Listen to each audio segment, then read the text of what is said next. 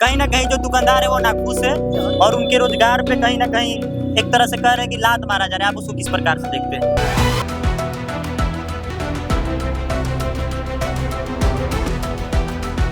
दुकानदारों के लिए ये नुकसानदायक नहीं, लाभदायक है। आजादी के बाद से ऐसा भ्रष्ट सरकार हमने नहीं देखा था। रोड पर जो रहता है दुकानदार सब गरीबे आदमी का रहता है, ठेला रहता है, गुमटी रहता है, कछु अपना दुकान खोल के गुजारा भत्ता करता है।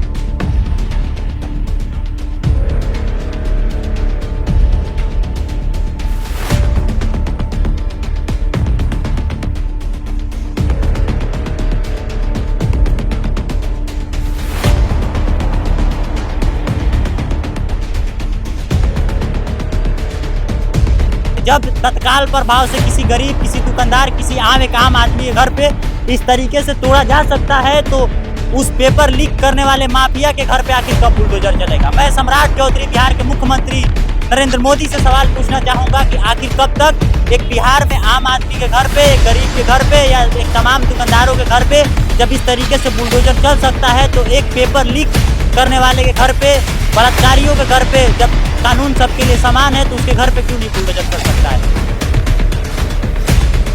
नमस्कार, अभी मैं मौजूद हूँ बिहार राज्य के रोहतास जिले के काराकाट के गुड़ारी में और ये देख सकते हैं पीछे ये जेसीबी चल रहा है। ये जेसीबी कोई फिल्म में नहीं चल रहा है, जेसीबी रोड पे चल रहा है और ये रोड पे इसलिए चल रहा है कि मैं आपको बता दूं कि सरकार का कहना है कि बहुत सारे लोगों ने अतिक्रमण कर रखा है, इस कारण से यहाँ पे जाम लगती है और दुर्घटना की शिकार होते हैं लोग। सवाल ये नहीं है कि दुर्घटना हो रहा है, सवाल ये है कि जो भी यहाँ पे असंगठित दुकानदार हैं कहीं ना कहीं ये नाखुश है और नाखुश नजर आते हुए दिख रहे हैं, क्योंकि जो ये दुकानें लगती थी अब वो दुकानें नहीं लग पाएगी।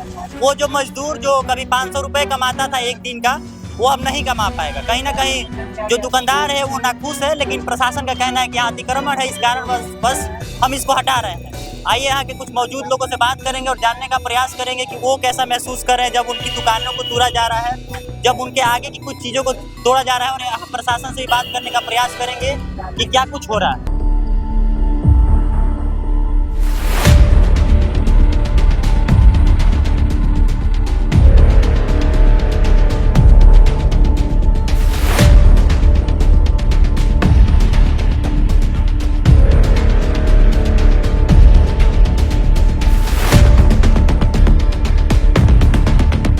रोड पर जो रहता है दुकानदार सब गरीबे आदमी का रहता है, ठेला रहता है, गुमटी रहता है, कछु अपना दुकान खोल के गुजारा भत्ता करता है। आज ऐसा दिन आ गया है, सरकार बीजेपी के सरकार में अगर 10-10 हजार रुपया नहीं बनता महिला लोग के, तो आज बिहार में इसका सरकार नहीं बनता। 10 हजार के देन है कि बिहार में बीजेपी के सरकार बन गया है। सब गरीब लोग का दुकान टूट रहा है, सब दुकान हट गया, मेरा भी दुकान हट गया। हम बीए तक पढ़े हुए हैं, लेकिन मेरा आज तक फार्म उरम भरे, लेकिन मेरा कोई नौकरी सोकरी नहीं लगा। हमको ये समझ में नहीं आ रहा है, 7वां क्लास और 5वां क्लास के लोग मुख्यमंत्री बन जा रहा है, मुख्यमंत्री बन जा रहा है, विधायक बन जा रहा है, मुखिया बन जा रहा है, सरपंच बन जा रहा है। इस 7वां 5वां क्लास पढ़ के विधायक, मुखिया, मुख्यमंत्री बन जा रहा है। हम लोग आइए MA BA पढ़ के साला एगो चपरासी की नौकरी नहीं लग रहा है। किस चीज का दुकान है सर आप? मेरा पान का दुकान है। जरा सोचिए, कैमरे के माध्यम से मैं आपसे फील करवाना चाहता हूँ कि एक पान दुकानदार जो कह रहे हैं कि बहुत गरीब हैं, गरीब तबका से आते हैं, फिर भी सरकार इनकी बातों को नहीं सुन रहा। अतिक्रमण हटाना अच्छी बात है, लेकिन एक आम आदमी की बातें और एक आम दुकानदार की बातें भी सरकार को सुननी चाहिए और सुनना पड़ेगा, क्योंकि लोकतंत्र हमें हमारा अधिकार देता है कि इस देश में हर उस व्यक्ति का आवाज सुना जाएगा जो इस देश का नागरिक है और ये देश में रहने वाला है। मेरे से सरकार से यही आग्रह है कि जितना नेता मंदारी बन रहा है उसको पढ़ाई पे बनाइए ना जी।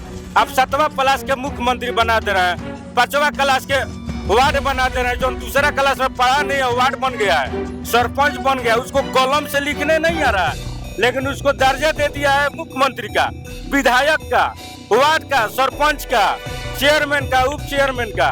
पढ़ा लोग के आप लोग सिलेक्शन कीजिए ना। अनपढ़ गंवार के बना दे रहे हैं वार्ड कमिश्नर, तो मुख्यमंत्री, तो सरपंच, तो वार्ड, तो विधायक। हम सरकार से यही देखो विनती करना चाहते हैं, कोई भी नेता चुनिए तो पढ़ा लिखा इंसान के नेता चुनिए। अनपढ़ गंवार के नेता मत चुनिए। इसलिए हटा नहीं चाहिए। गरीब गुरुआ कहाँ जाएगा? बहुत दुखी हूँ मैं, और सभी लोग जो भी दुकानदार है वो दुखी है, लेकिन मजबूर है। सरकार एक तरह से गलत कर रही है। पहले व्यवस्था कर देना चाहिए था फुटपाथ दुकानदारों का अस्थायी, उसके बाद में तोड़ना चाहिए था। मेरा यही कहना है।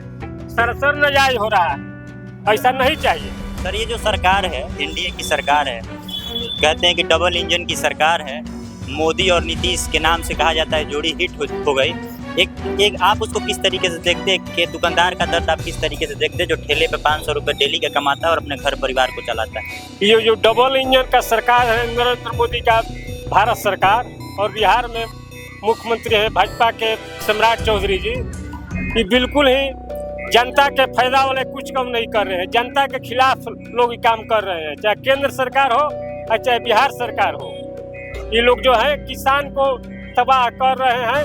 अभी 2-4 दिन पहले जमीन नापी का पैसा सरकारी जो रेट होता है 500 रुपया, उसको 2000 कर दिया गया।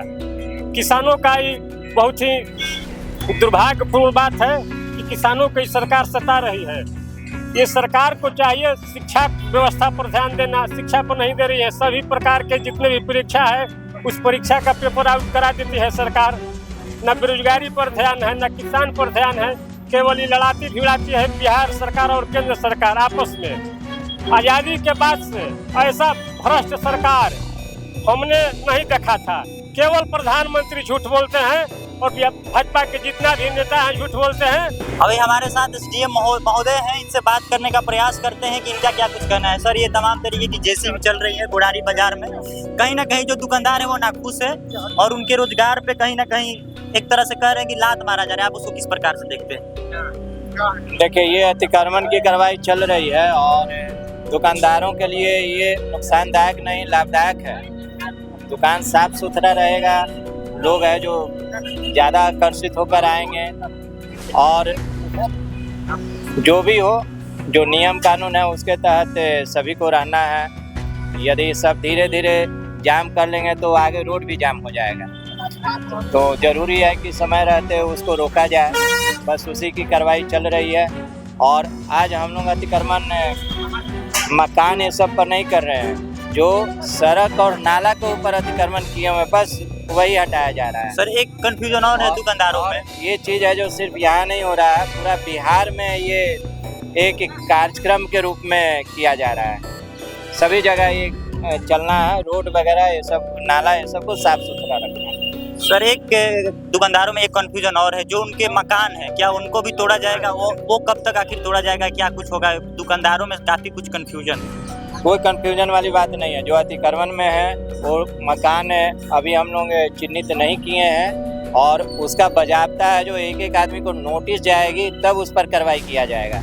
अभी सिर्फ और सिर्फ सड़क की ज़मीन और नाला के ऊपर जो अतिक्रमण, बस उसको हम लोग हटा रहे हैं। गुड़ारी में देख सकते हैं कि किस तरीके से अतिक्रमण को हटाया गया है। जो घर था इसके सामने एक दीवार था, उसको फिलहाल हटा दिया गया। कोई दिक्कत नहीं है, दीवार हट गया है। उससे प्रशासन को लगता था, सरकार को लगता था कि अतिक्रमण में है, इस जमीन को हटाना चाहिए, दीवार को तोड़ना चाहिए।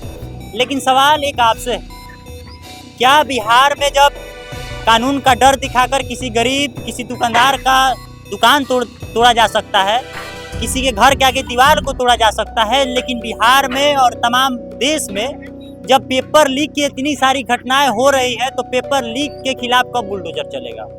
आज युवाओं के मन में तमाम सवाल है कि घर को तोड़ा जा रहा है, तमाम अच्छी बात है, मैं उनका समर्थन करना चाहता हूं, लेकिन सम्राट चौधरी की सरकार, नरेंद्र मोदी की सरकार, नीतीश कुमार की सरकार कहती थी कि हम बिहार में जीरो टॉलरेंस पे काम कर रहे हैं। तो एक बात बताइए कि क्या बिहार में जिन तमाम छात्रों के साथ दुर्व्यवहार हो रहा है, तमाम छात्र पेपर देने जाते हैं लेकिन उसके बाद पेपर लीक हो जा रहा है, नीट यूजी का पेपर लीक होता है, एसएससी जीडी का पेपर लीक होता है, और न जाने तमाम कितने सारे एग्जामों का पेपर आए दिन लीक हो रहा है, लेकिन इस पे सरकार ना ध्यान देती है ना उस पर कुछ करती है। जब तत्काल प्रभाव से किसी गरीब, किसी दुकानदार, किसी आम आदमी के घर पे इस तरीके से तोड़ा जा सकता है तो उस पेपर लीक करने वाले माफिया के घर पे आखिर कब बुलडोजर चलेगा? मैं सम्राट चौधरी, बिहार के मुख्यमंत्री नरेंद्र मोदी से सवाल पूछना चाहूँगा कि आखिर कब तक एक बिहार में आम आदमी के घर पे, एक गरीब के घर पे, या एक तमाम दुकानदारों के घर पे जब इस तरीके से बुलडोजर चल सकता है तो एक पेपर लीक करने वाले के घर पे, बलात्कारियों के घर पे, जब